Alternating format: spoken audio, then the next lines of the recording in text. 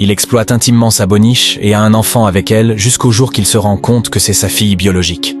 Richard rentra plus tard que d'habitude. Sa chemise encore imprégnée d'alcool, il marcha dans le couloir sombre de la grande maison. Myriam, sa femme, dormait profondément dans la chambre conjugale, épuisée par une journée de réunions et de frustrations silencieuses. Cela faisait 17 ans qu'ils étaient mariés sans enfants, et chaque nuit elle s'endormait avec le poids de ce manque. Dans la cuisine, Grace, la jeune domestique, rangeait les ustensiles après avoir nettoyé. Elle travaillait avec discrétion, toujours les yeux baissés, comme si elle voulait disparaître dans les murs. Mais Richard l'avait remarqué, trop remarqué. Depuis des semaines, il s'approchait d'elle avec des gestes équivoques, des regards qui pesaient. Il s'arrêta à l'entrée de la cuisine, la voix basse, presque rauque. « Grâce !» Elle sursauta, fit semblant de se concentrer sur une assiette qu'elle essuyait. « Oui, monsieur Richard ?» Il s'approcha, si près qu'elle sentit son souffle. « Tu sais que tout ce que tu as, c'est grâce à moi. Sans moi, tu retournes au village, les mains vides. Tu comprends ?» Elle ne répondit pas, les yeux embués. Elle connaissait ses instants. Elle savait qu'il profiterait encore de son silence. Elle avait envie de fuir, mais elle pensait à sa mère malade, au petit frère qui attendait son aide. Alors elle encaissait. Cette nuit-là, Richard franchit la limite qu'un père, un protecteur, un homme honorable n'aurait jamais dû franchir. Il a baltatisé correctement sa boniche de force. Le lendemain matin, Myriam descendit à la salle à manger, impeccable dans son tailleur crème. Elle jeta un regard distrait vers Richard, qui sirotait son café. « Richard, n'oublie pas notre rendez-vous avec le médecin demain. Je veux que nous recommencions les traitements. Je ne peux plus supporter les murmures de la famille. » Richard hocha la tête sans enthousiasme, comme toujours. Il cachait mal sa lassitude. Les médecins avaient reparlé d'infertilité, mais il n'avait jamais accepté ce mot. Dans son esprit, ce n'était pas lui le problème. Quelques semaines plus tard, un matin, Grace vomit dans l'évier avant même d'avoir commencé le ménage. Ses mains tremblaient. Les signes étaient clairs. Elle était enceinte. Dans la soirée, seule dans sa petite chambre au fond de la cour, elle se parla à elle-même, la voix brisée.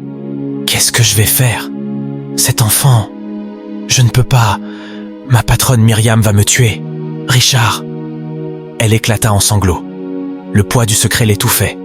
Mais elle savait une chose, fuir n'était pas une option. Pendant ce temps, Myriam, toujours ignorante, continuait à prier chaque nuit. Elle posait ses mains sur son ventre vide et murmurait à Dieu. « Seigneur, donne-moi juste un enfant, même un seul. Montre-moi que je ne suis pas stérile. » Sans savoir que son mari avait déjà semé une grossesse interdite dans la même maison. Un matin brumeux, alors que les oiseaux commençaient à chanter dans les arbres de la cour, Grace vomit à nouveau derrière la maison. Son corps tremblait, son cœur battait trop vite. Elle savait désormais. Elle portait un enfant. Pas n'importe quel enfant. Celui de Richard, son patron. Quelques heures après, en errant, elle resta agenouillée sur la terre humide, les mains serrées contre son ventre encore plat. Les larmes dévalèrent son visage. « Dieu, pourquoi moi ? Pourquoi dans cette maison ?» murmura-t-elle. Le soir, elle entra dans la cuisine, le visage pâle. Richard arriva derrière elle comme à son habitude, sûr de son pouvoir. Mais cette fois, Grace le regarda dans les yeux et dit d'une voix faible mais ferme « Monsieur Richard, je porte ton enfant. » Richard se figea. Ses yeux s'ouvrirent grands, comme s'il n'avait pas entendu correctement. « Qu'as-tu dit ? » ?»« Je suis enceinte, de toi. » Richard s'approcha brusquement, posa ses mains sur ses tempes comme s'il devenait fou. « Tu ne peux pas dire ça. Tu veux ruiner ma maison ? Tu veux détruire ma réputation ?» Grace recula, les larmes aux yeux. « Je ne l'ai pas cherché. Tu m'as forcé, nuit après nuit. Je n'ai jamais voulu de ça. » Richard posa ses deux mains sur la table, respirant lourdement. Après un long silence, il parla d'une voix dure. « Personne ne doit savoir. Pas Myriam, pas le voisinage. Si tu veux rester ici, tu gardes le silence. Sinon... » Il la laissa avec cette menace suspendue. Le lendemain matin, Myriam remarqua que Grace semblait malade. Elle fronça les sourcils, inquiète. « Grace, tu es pâle. Tu as mangé ?»« Oui, madame, » répondit la jeune fille en baissant les yeux. Myriam posa ses mains sur son épaule. « Tu es comme une fille pour moi. Si tu as un problème, parle-moi. » Ces mots percèrent le cœur de Grace comme un couteau. Elle sentit son ventre et détourna les yeux, incapable de répondre. Les mois passèrent. Chaque nuit, Grace pleurait seule dans sa petite chambre. Son ventre s'arrondissait déjà et se voyait sur sa tenue de travail. Elle évitait le regard de Myriam, évitait les questions. Richard, de son côté, s'assurait que sa femme ne remarque rien. Mais au fond, une peur grandissait en lui. Un soir, Myriam entra dans la cuisine et surprit Grace en train de caresser son ventre. « Grace, qu'est-ce que je vois là? Tu es enceinte ?» Le silence tomba comme une pierre. Grace baissa les yeux. Myriam trembla, sa voix se brisant. « Qui est l'homme? Qui a fait ça ?» Avant même que Grace ne puisse répondre, Richard entra brusquement. « Myriam, ce n'est pas ce que tu crois. » Myriam se retourna vers lui, le visage déformé par la colère et la douleur. « Richard, toi? Ne me dis pas que tu es l'homme derrière ça. » Richard ne trouva pas de mots. Son silence parlait plus fort que n'importe quelle confession. Myriam poussa un cri, s'effondra sur une chaise, le souffle coupé. « Dieu m'abandonne. 17 ans sans enfant. Et toi, tu en fais un avec la bonne de cette maison ?» La maison se remplit d'un silence oppressant. Myriam pleura toute la nuit, tandis que Grace restait enfermée dans sa chambre, effondrée de honte et de peur. Les mois suivants furent lourds, tendus, insupportables. Myriam supportait à peine la présence de Grace, mais elle ne la chassa pas. Elle regardait ce ventre s'arrondir et voyait chaque jour le miroir cruel de son propre vide. Un matin, après une nuit de tempête, Grace cria de douleur. Le travail avait commencé. Myriam, malgré son cœur brisé, fut la première à courir dans la chambre. Elle posa une serviette sur le lit, donna des instructions aux voisines qu'on avait appelées. Richard, tremblant dans le salon, attendait, incapable de faire un pas. Les cris de Grace retentirent toute la nuit, jusqu'à ce qu'un petit cri d'enfant perce enfin le silence. Un bébé, fragile, naquit dans cette maison. Myriam le prit dans ses bras en premier. Ses larmes tombèrent sur le front du nouveau-né. Elle chuchota. « Seigneur, pourquoi ce miracle dans la douleur? Cet enfant que je n'ai jamais pu donner à mon mari, c'est la bonne qui l'apporte. » Richard entra lentement, regarda l'enfant et serra ses poings. Une tempête éclatait déjà dans son âme. Mais la vérité plus terrible dormait encore, invisible, prête à surgir un jour. Les mois passèrent, et la situation ne fit que se dégrader. Myriam, rongée par la colère et la trahison, s'enferma dans un silence glacial. Elle ne supportait plus de voir Grace dans la maison, ni de croiser le regard de son mari, Richard, qui évitait de plus en plus sa femme. La naissance de l'enfant n'avait fait qu'ajouter du poison à la relation déjà fragile entre eux. Le lendemain, Grace entra dans la cuisine. Le petit Chijioke, qui avait maintenant quelques mois, dormait dans son berceau à côté d'elle. Elle préparait le repas pour Myriam, qui la regardait, de plus en plus distante, mais toujours présente. Myriam fit son entrée dans la cuisine avec des pas lourds. Elle observe Grace sans un mot. Puis, d'un ton glacial, elle brisa le silence. « Tu as l'air d'aller bien, le bébé n'est plus là pour te gêner ?» Grace, les mains tremblantes, baissa les yeux. « Madame, je suis désolée pour tout cela. Je ne voulais pas, cela ne dépendait pas de moi. Tu crois que ça me suffit? Tu crois que tes excuses peuvent réparer ce que tu as fait à mon mari? À moi ?» La voix de Myriam était tranchante, chaque mot comme une dague. Elle s'approcha de Grace avec un regard empli de mépris. « Tu penses vraiment qu'on peut oublier que tu as volé la place de ma propre fille ?» Grace sursauta. Le coup était brutal, mais elle garda le silence. Elle avait appris à se faire petite, à encaisser les insultes et les reproches. Le regard de Myriam était celui d'une femme dévorée par la rancune, et Grace, par moments, se demandait si son esprit ne finirait pas par se briser sous cette pression. Myriam ne lâcha pas. Elle continua. « Regarde-toi. Tu penses que Richard t'a aimé? Que ce n'était qu'une erreur? Non, il t'a exploité. Et toi, tu l'as laissé faire. Tu as été l'outil de ma dégradation, et tu n'as même pas eu la décence de m'épargner. » Elle tourna les talons, mais avant de sortir, elle ajouta « Ne t'avise plus jamais de croiser mon regard avec cette prétention. Tu n'es rien. » Grace se sentit écrasée, toute la douleur d'un poids insupportable sur ses épaules. Elle s'effondra un instant, ses larmes coulant librement. Chijioke, bien que petit, semblait toujours la regarder avec des yeux innocents, comme si rien dans ce monde ne pouvait briser son calme. Mais Grace savait que ce regard d'innocence ne durerait pas. Elle devait le protéger. Au fil des mois, la tension dans la maison devint insupportable. Richard semblait incapable de réparer quoi que ce soit. Il avait tenté bien sûr de calmer Myriam, mais chaque jour il voyait bien que son mariage se fissurait. L'amour qu'il avait pour Grace, ou du moins la dépendance qu'il ressentait pour elle, était devenue une ombre de plus en plus grande entre lui et son épouse. Il évitait de rentrer à la maison, trouvait des excuses pour passer du temps ailleurs, au travail ou en dehors de la ville. Mais à chaque fois, il sentait la culpabilité le ronger. Le plus terrible était peut-être que Myriam avait tout compris, mais elle ne voulait rien dire. Elle sentait la trahison dans son propre foyer, mais elle préférait se concentrer sur sa haine envers Grace. Elle ne laissait aucune chance à la jeune femme. Il y avait des jours où Myriam la faisait travailler plus que d'habitude, la forçant à des corvées interminables et épuisantes, comme pour lui rappeler sa place. Elle ne laissait jamais passer une occasion de lui faire sentir qu'elle n'était rien d'autre qu'une domestique, même si elle portait l'enfant de son mari. Un soir, alors que Grace était seule avec le bébé au jardin, Myriam s'approcha de Chijioke et le regarda longuement. Puis, d'un ton glacé, elle dit « Tu sais, ce petit ne te rendra jamais la place que tu as volée. Il grandira et, un jour, il saura. Il saura qui tu es vraiment. Tu n'es qu'une erreur dans la vie de Richard. » Grace se leva lentement, une lueur de défi dans le regard. « Il est innocent, madame. Il n'a rien demandé. C'est entre vous deux. » Myriam ricana, s'approcha et lui caressa la joue d'un geste cruel. « Crois-tu vraiment que tout ceci n'aura pas de conséquences? Que tu te caches sous des excuses comme si ça allait effacer la vérité? Un jour, l'enfant aura des questions. Et croyez-moi, je serai là pour lui rappeler qui tu es. Je serai là pour lui montrer de quelle manière il a été conçu. Peut-être que tu devrais commencer à réfléchir à ce que tu feras quand la vérité éclatera. Quand tu seras face à ta propre réalité. » Grace, cette fois, ne baissa pas les yeux. Elle savait qu'elle ne pouvait rien changer à la haine de Myriam, mais son cœur se brisait chaque jour un peu plus. Elle se rendait compte qu'elle n'était pas qu'un objet pour Richard et Myriam, mais que son propre enfant, Chijioke, grandirait dans une maison où la douleur, la trahison et la culpabilité étaient des fantômes omniprésents. Le lendemain, Richard rentra tard, après avoir été voir ses collègues dans un bar. Il n'avait même pas remarqué que son épouse n'était pas dans la maison. Myriam avait disparu. C'était une stratégie qu'elle avait apprise pour faire du mal.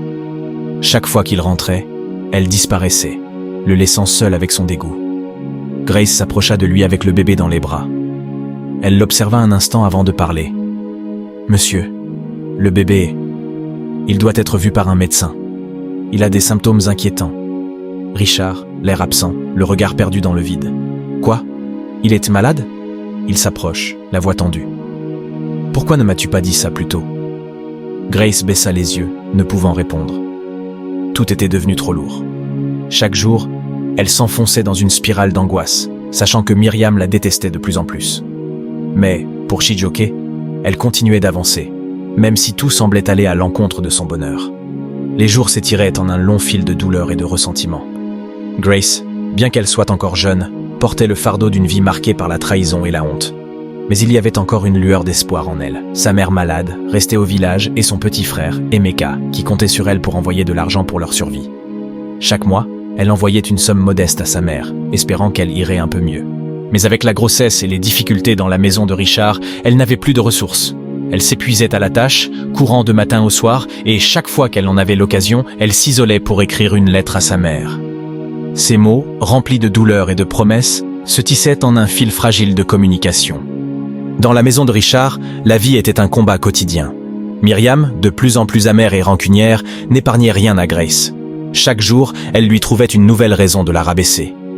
Elle ne lui donnait jamais de répit, ne lui offrait jamais de compassion, si ce n'était qu'une haine glacée. Myriam savait qu'elle n'aurait jamais la possibilité de rattraper ce qu'elle considérait comme sa propre défaite, mais elle trouvait satisfaction à faire de la vie de Grace un véritable enfer. Un matin, après une nuit de pluie battante, Grace reçut enfin une lettre de sa mère et lut les mots écrits à la hâte. « Ma chère Grace, je suis fatigué. Mon cœur se serre à chaque nuit que je passe sans ton aide. Emeka grandit vite, mais nous avons si peu. Je sais que tu fais tout pour nous, mais je commence à me demander si je ne te fais pas souffrir davantage en te demandant de l'argent. Je t'écris cette lettre pour te dire de ne pas t'inquiéter. Mais je crois que le temps est compté pour moi. Je t'aime et je prie pour toi tous les jours. Fais ce que ton cœur te dicte. Je t'aime. » Le souffle de Grace se coupa. Elle s'effondra au sol, la lettre contre sa poitrine, et éclata en sanglots. Sa mère, son unique soutien émotionnel, était en train de mourir. Et elle ne pouvait rien faire. Mais dans cette maison, sous l'œil vigilant de Myriam, il lui était impossible de trouver un moment de paix. Il fallait que Grace garde les apparences, qu'elle se taise, qu'elle joue son rôle d'employée docile, même si cela la tuait à petit feu. Chaque jour, elle s'épuisait davantage, mais elle n'avait pas le choix. Elle devait continuer à travailler pour envoyer de l'argent à sa mère et protéger Chijioke, son enfant. Un soir, alors que Richard rentrait encore tard, Myriam surprit Grace en train de pleurer dans la cuisine, les mains contre son visage. « Tu pleures encore ?» hurla Myriam, une rage froide dans la voix.